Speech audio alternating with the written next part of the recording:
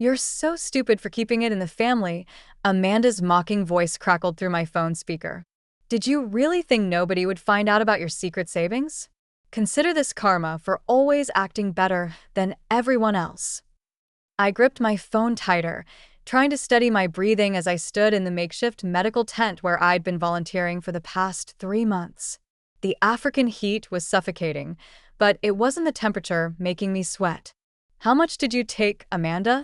I asked, keeping my voice level despite the rage building inside me. She laughed, the sound dripping with satisfaction. All of it. Every last penny of your precious $847,000. Can you believe you had that much hidden away while the rest of the family struggled? Mom always said you were selfish, but this proves it. My name is Catherine Mitchell, and at 32, I was listening to my sister-in-law confess to stealing my life savings money. I carefully invested it from my years as a trauma surgeon, money that was meant to build a medical clinic in this struggling village. You had no right, I said quietly. That money wasn't just savings. It was. Oh, spare me your noble doctor speech, Amanda cut in. James agrees with me. That money should go to family who need it, not some random village in Africa. James, my own brother. Of course he was involved. He'd always resented my success, always felt entitled to what I'd earned. Working at the family bank had given them the access they needed, but they'd forgotten one crucial detail. I hope you enjoy it while it lasts, I replied, surprising myself with how calm I sounded. Goodbye, Amanda.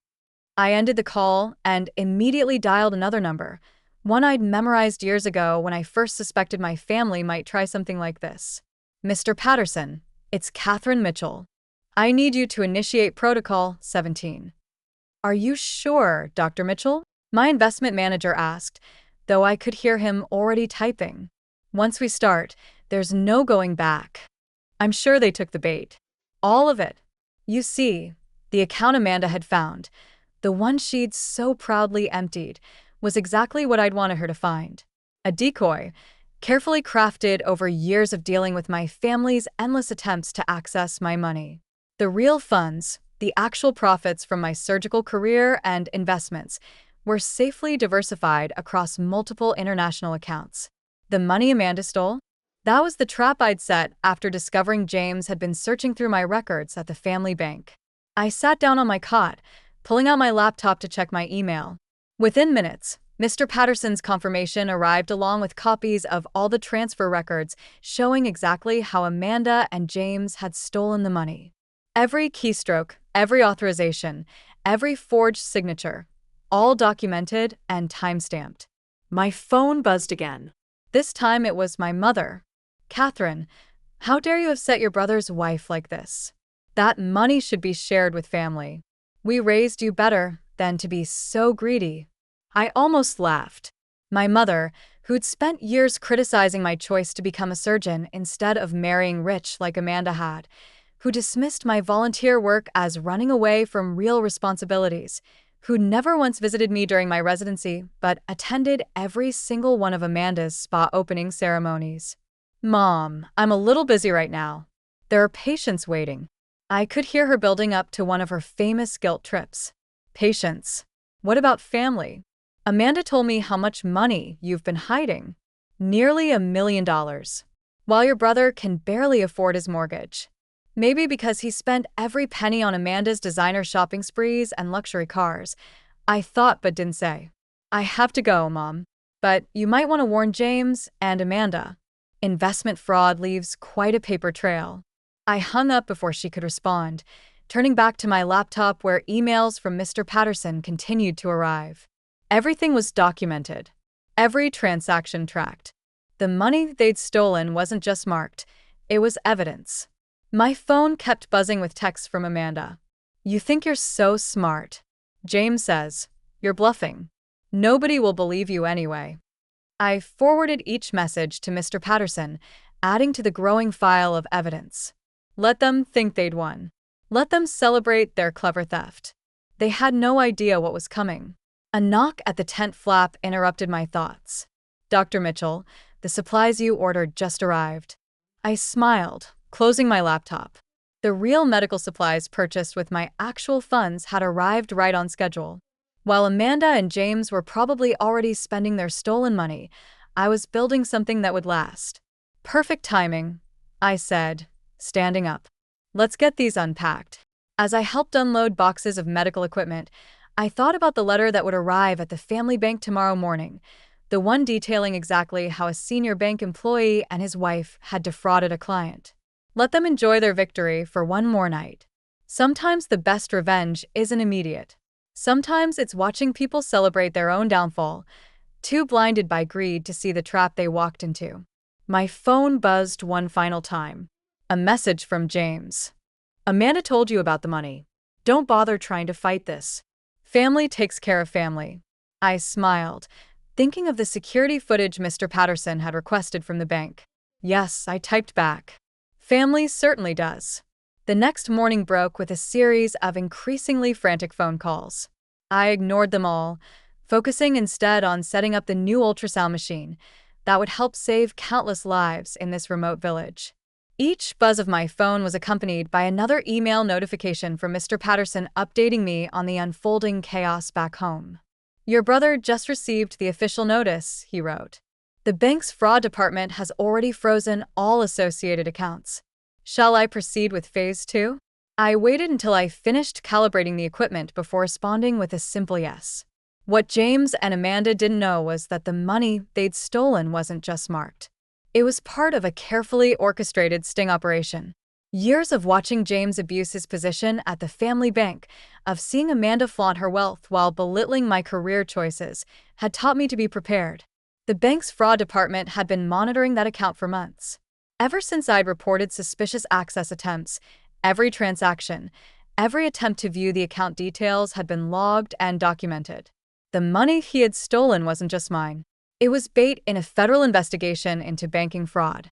My phone rang again, this time from a number I actually wanted to answer. Dr. Mitchell.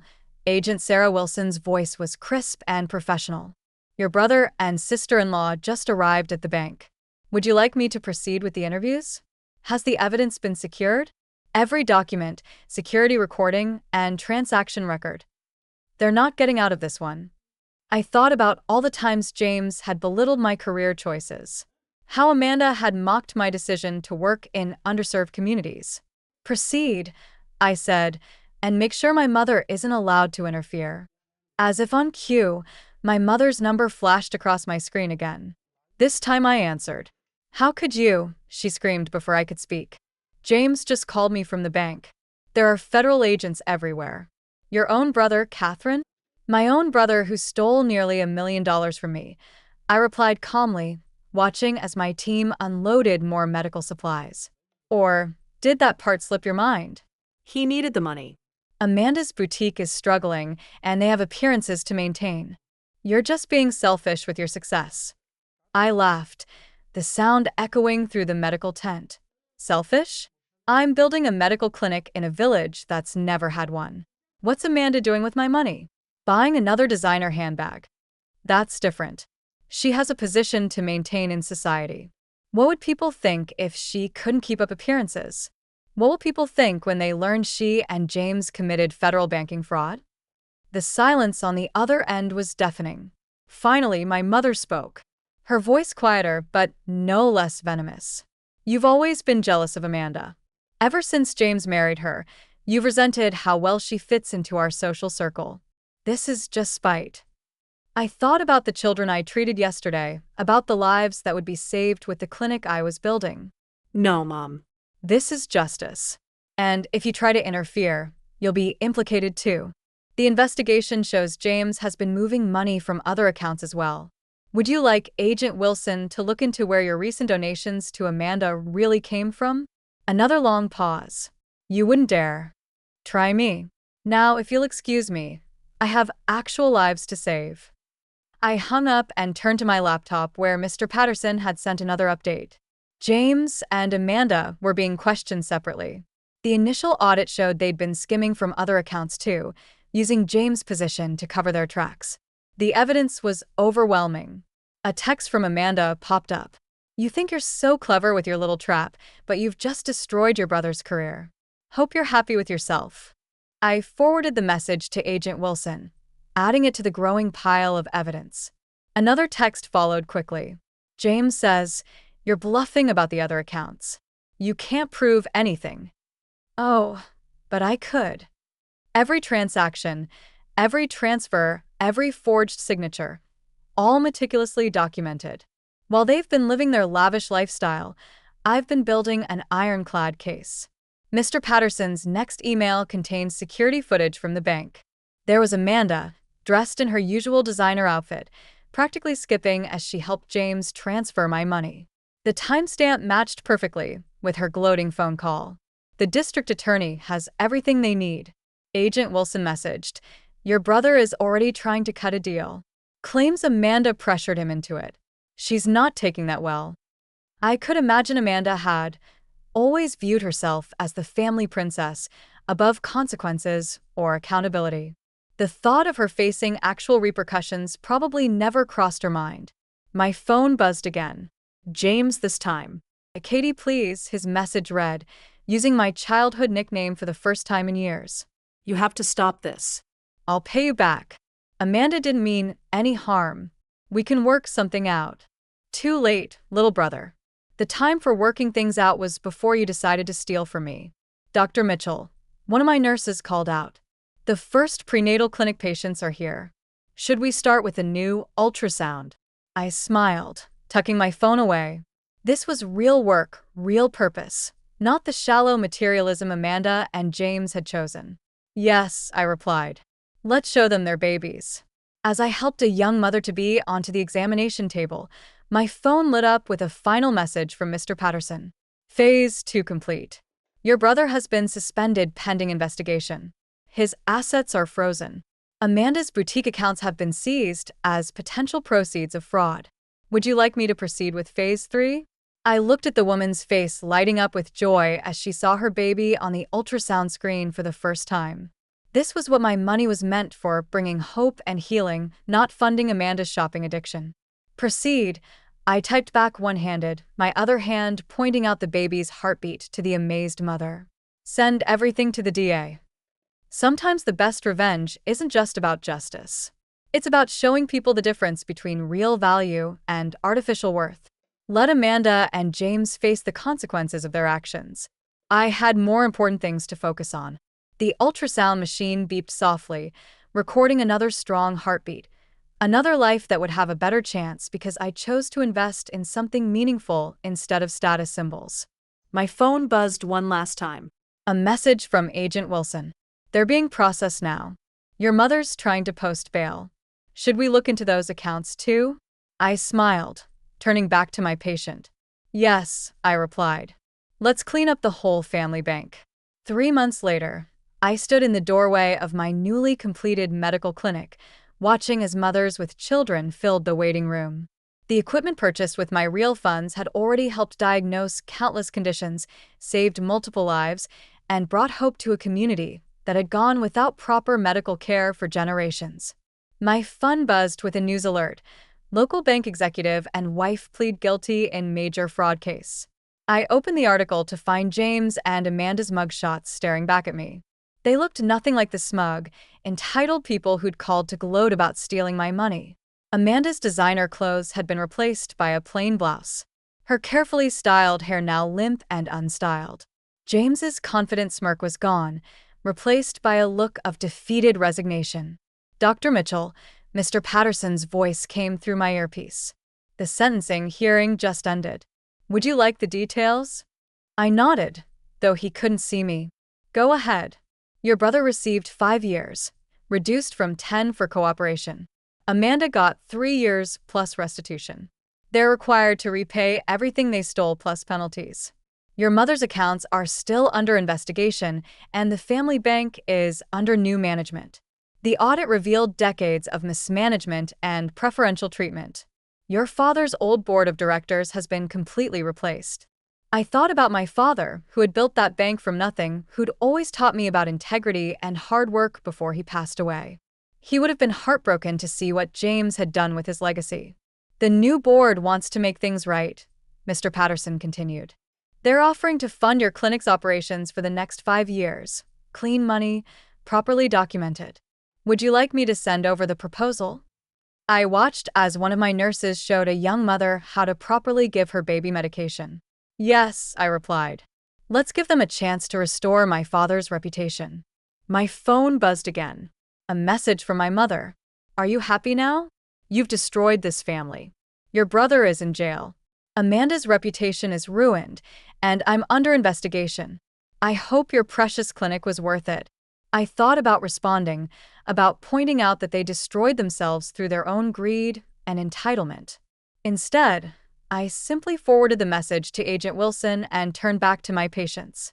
Later that evening, as I was finishing up paperwork, my secretary brought in a letter. The return address was from the federal prison where Amanda was being held. Dear Catherine, it began, the handwriting shaky and unfamiliar. I don't expect forgiveness, but you should know that you won. You were always smarter than us, always playing the long game while we chased quick rewards. I understand now why your father left you in charge of his medical trust instead of James. You saw the bigger picture. I set the letter aside, remembering the day my father had called me into his study just months before his death. He'd show me the truth about the family finances, about James's early attempts to misuse his position at the bank. Watch out for your brother, he'd warned, and especially watch out for the woman he's planning to marry. They'll try to take everything if he lets them. He'd helped me set up my separate accounts that day, taught me about creating paper trails and protecting assets. The decoy account that had trapped James and Amanda had been his idea, a lesson in patience and preparation. A knock at my office door interrupted my thoughts. One of my patients, an elderly woman who'd walked 3 miles to reach the clinic, stood there with tears in her eyes. Doctor, she said, holding out a small hand-woven bracelet, my granddaughter made this for you. Because of your medicine, she can see now. She made it herself, with her own eyes that can finally see. I accepted the bracelet, thinking about Amanda's closet full of designer accessories, none of which had brought this kind of joy. My phone lit up with a final email from Mr. Patterson. The family bank's new board has approved full funding for 3 more clinics in neighboring villages. They want to make this part of your father's lasting legacy. Should I proceed with the paperwork? I looked at the handmade bracelet, then at the waiting room still full of patients seeking help. This was what real wealth looked like, not designer handbags or social status, but the ability to make a genuine difference. Yes, I replied, sliding the bracelet onto my wrist. Let's build something that matters. Sometimes the best revenge isn't just about winning. It's about proving that your path was right all along. While James and Amanda faced the consequences of their greed, I was building my father's true legacy, one patient at a time. The clinic's lights shone brightly in the gathering dusk, a beacon of hope in a place that had known too much darkness. This was my real inheritance, not money or status, but the ability to create positive change.